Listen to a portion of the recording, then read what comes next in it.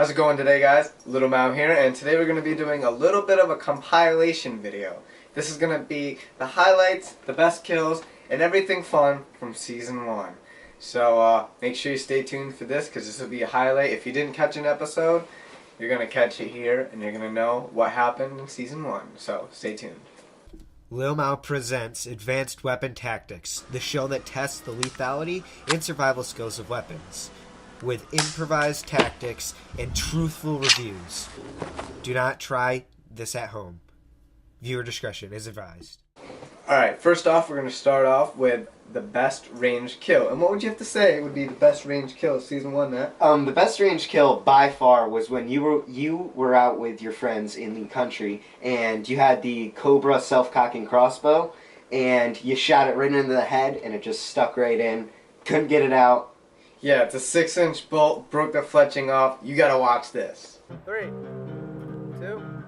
1.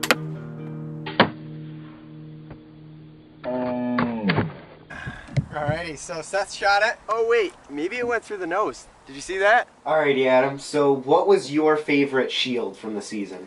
My favorite shield was the Rothko Riot Shield, and it was just so powerful. I mean, the thing is ultra thin, it's ultra light, and it's able to deflect a pellet as well as a 80-pound crossbow. So I'd like to test it on some harder stuff, like an actual bow, you know, about a 45-pound bow. So we're gonna test that, and I'm thinking it might be able to block it. You know, it was a very good shield, and let's show you some of that. Soon.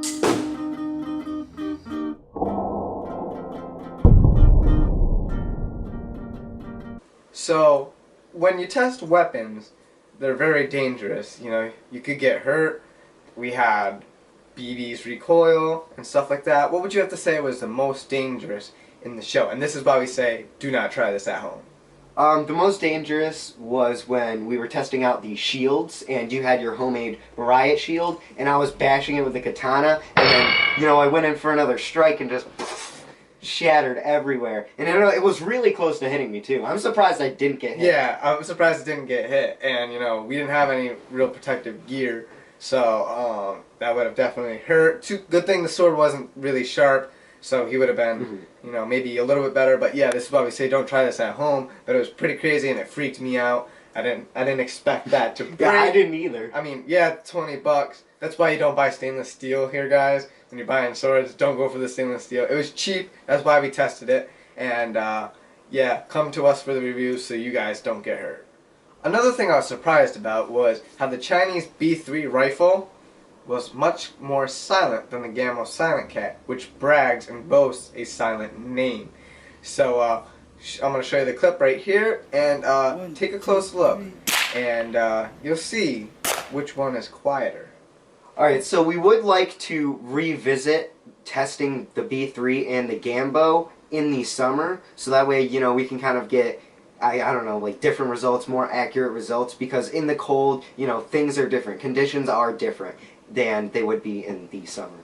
Yeah, the pressure in the guns, you know, when it's hot, the molecules in the gun are speeding up faster.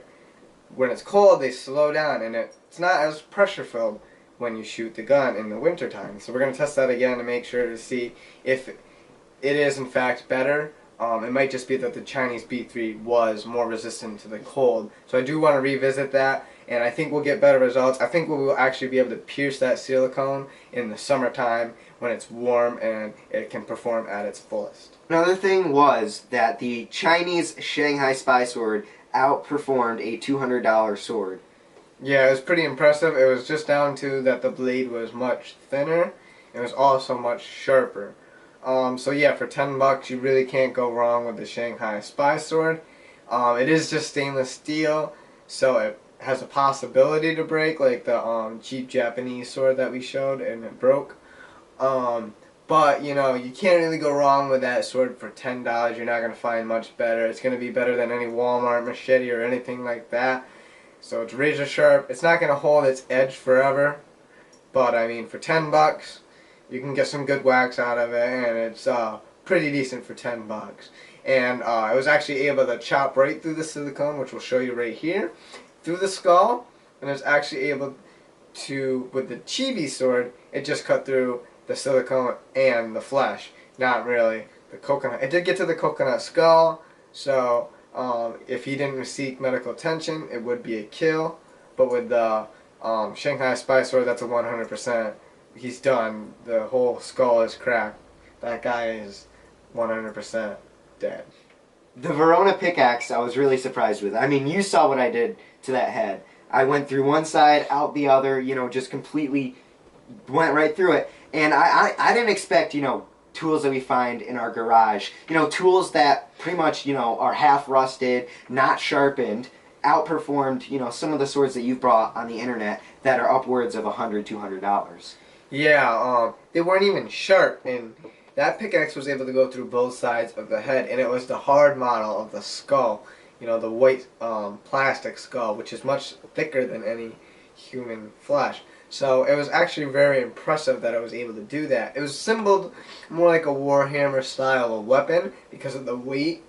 Obviously, if you're taking it up against a sword or something like that, the sword's more majestic and it will be able to you'll be able to take down someone with the sledgehammer or whatever American Verona weapon you had.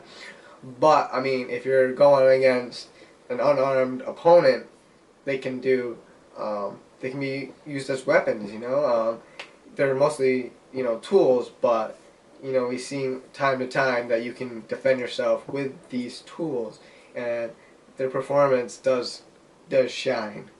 So I know I would, and I also know you would, like to test some more armors, because the only armor that we tested this season was the butted chainmail, and, you know, our axe was able to go through that, you know, pretty much with ease. It didn't take too much force. And with the pickaxe side, you know, it doesn't really matter against that type of chainmail because it can just go right through the chains. Yeah, so, butted chainmail obviously is not too strong against any type of stabbing or thrusting weapon, but it did, for the cost of $25 that the chainmail was, it did protect against slashes pretty decently. I wouldn't want to wear it though. Obviously, I wouldn't trust it.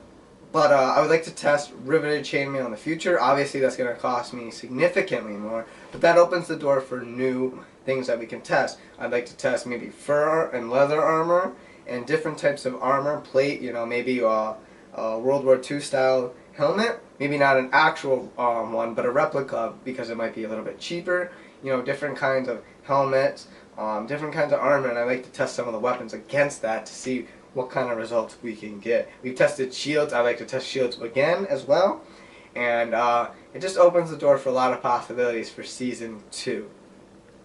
Alright, so there you have it. If you want to see some things tested, or you have a specific item that you want to see tested, or, you know, a specific category of item that you want to see tested, go ahead and write us a comment. We review them all, we will see it, and we'll try to test all of the weapons that you guys want to see. Yeah, we do have some, you know, financial limitations, but if it's relatively cheap, we can test it for you. If you have it, send it to us. We'll be happy to test it as well. And you can follow me on Instagram. I'll put it right here. And follow me there. You can follow me on Facebook. I don't really use Facebook all that much. You can follow me on Twitter. And you can follow me on my WordPress site.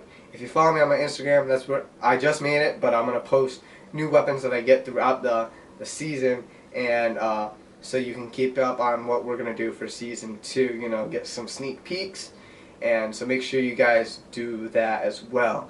And just drop me an inbox of whatever you'd like us to test, you know. We like to test stuff for you, and that's what we're here to do, so we're going to do that, and make sure you guys comment, rate, subscribe, and let us know what you guys think. Give us your feedback.